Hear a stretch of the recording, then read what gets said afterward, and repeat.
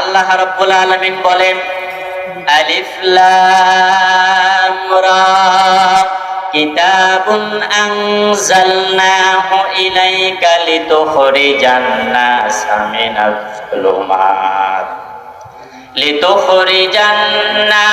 মিনাজ যুলুমাতি ইলান নূর।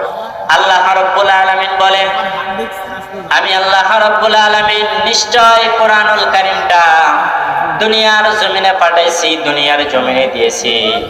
দুনিয়ার পথ ভোলা মানুষদেরকে কোরআনুল কারীমটা আলোর পথ দেখাইবে। মিনাজ যুলুমাতি ইলান নূর, অন্ধকারের পথ থেকে কোরআনটা তাদেরকে আলোর পথ দেখাইয়া দিবে। এখন কোরআনুল কারীমটা আল্লাহ রাব্বুল আলামিন আমাদের উপর সৃষ্টি করেছেন, আমাদের উপর রব্বুল আলামিন নাযিল করেছেন। এই কোরআনুল কারীমটা আমাদেরকে সঠিক পথ দেখাইবে, অন্ধকারের পথ থেকে আলোর পথের দিকে নিয়ে যাবে। আর আমি আপনি যদি এই কোরআনটা মেনে চলতে পারি, কোরআন দিয়ে যদি নিজের জীবনটা বাস্তবায়ন করতে পারি, আল্লাহ রাব্বুল আলামিন বলেন হুদাল লিল মুত্তাকিন, তাহলে তোমরা মুত্তাকিন হয়ে যাবা। এই মুত্তাকিন যারা হবে, যারা তাকওয়া অর্জন করবে, যারা তাকওয়া নিয়ে দুনিয়ার জমিনে চলবে, আল্লাহ রাব্বুল আলামিন বলেন তাই হবে সফল কাম। আর যারা সফল কাম হবে, যারা তাকওয়া অর্জন করবে, আল্লাহ রাব্বুল আলামিন বলেন তাদের জন্য রয়েছে জান্নাতের সর্বোচ্চ মাকাম। যদি আমি আপনি কোরআন দিয়ে নিজের জীবনটা বাস্তবায়ন করি, কোরআন দিয়ে যদি নিজের জীবনটা চালাই, আল্লাহ রাব্বুল আলামিন বলেন তাহলে নিশ্চয় কোরআনুল কারীমটা ওই বান্দাকে জান্নাতে নিয়ে যাওয়ার জন্য যথেষ্ট হয়ে যাবে। সুবহানাল্লাহ।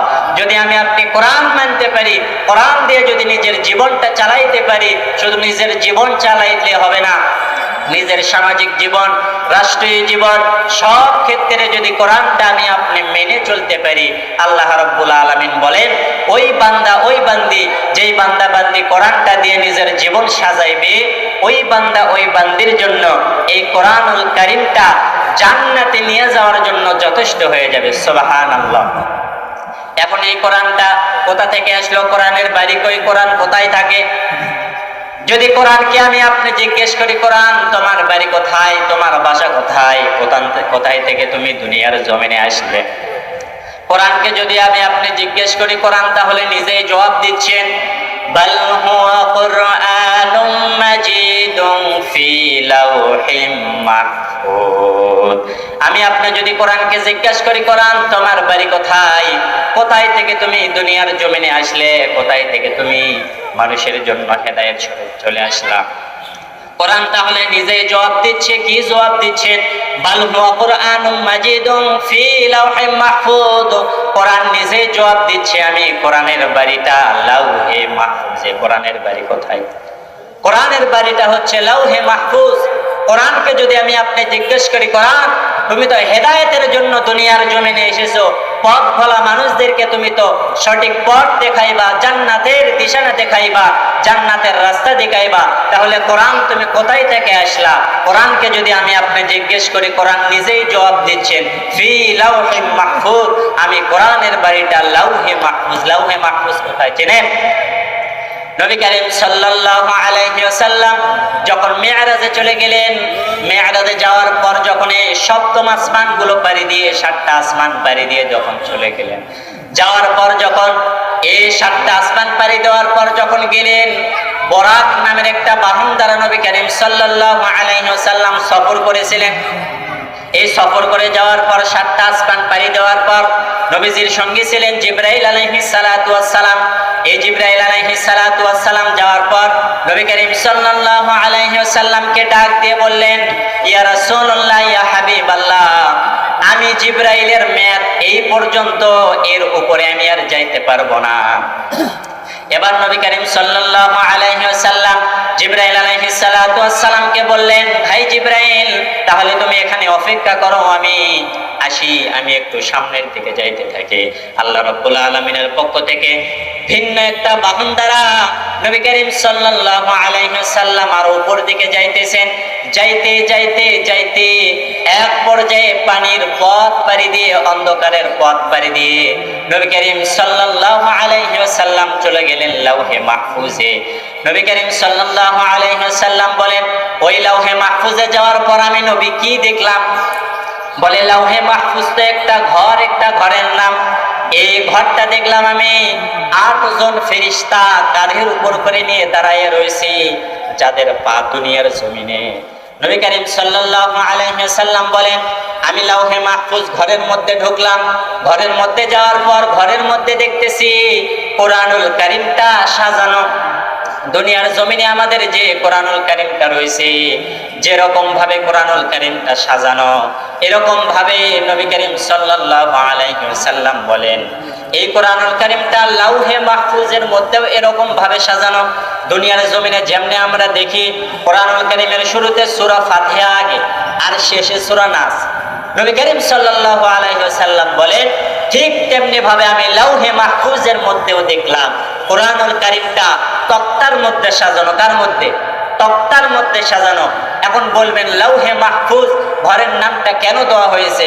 লাউহে মাহফুজ, লাউহুন মানে সংরক্ষিত, লাউহুন মানে সংরক্ষিত, আর মাহফুজ মানে, লাউহুন মানে তখতা আর মাহফুজ মানে সংরক্ষিত। এই দুটোটার সমন্বয় হচ্ছে লাউহে মাহফুজ। নবী করিম সাল্লাল্লাহু আলাইহি ওয়াসাল্লাম বলেন, আমি সেই লাউহে মাহফুজের মধ্যে দেখলাম কোরআনুল কারীমটা সাজানো। বলে, কেমনে সাজানো? দুনিয়ার জমিনে আমরা যেমনে দেখি কোরআনের শুরুতে সূরা ফাতিহা এবং শেষে সূরা নাস, এরকম ভাবে, ঠিক এরকম ভাবে ওই লাউহে মাহফুজের মধ্যে তক্তার মধ্যে কোরআনুল কারীমটা এরকম ভাবে সাজানো। বলেন সুবহানাল্লাহ। তাহলে কোরআনের বাড়ি কোথায়? কোরআনকে আমি আপনাকে জিজ্ঞেস করলাম, কোরআন তোমার বাড়ি কোথায়? কোরআন নিজেই জবাব দিল, ফি লাউহে মাহফুজ, আমি কোরআনের বাড়িটা লাউহে মাহফুজে। এখন এই লাউহে মাহফুজ থেকে কোরআনুল কারীমটা আল্লাহ রাব্বুল আলামিন দুনিয়ার জমিনে আমাদেরকে দিয়েছেন। এই কোরআনুল কারীমটা আমাদেরকে কেন দিয়েছেন? বলে, আমরা যেন দুনিয়ার জমিন দিয়ে অন্ধকারের পথ থেকে যেন আলোর পথ পাইতে পারি। এজন্য আল্লাহ রাব্বুল আলামিন কোরআনুল কারীমটা দুনিয়ার জমিনে নাজিল করেছেন। বলে, কেমনে নাজিল করলেন? নবী করিম সাল্লাল্লাহু আলাইহি ওয়াসাল্লাম মাঝে মাঝে হীরা গুহার মধ্যে নবী করিম সাল্লাল্লাহু আলাইহি ওয়াসাল্লাম ধ্যান করার জন্য যাইতেন, ধ্যানের জন্য যাইতেন।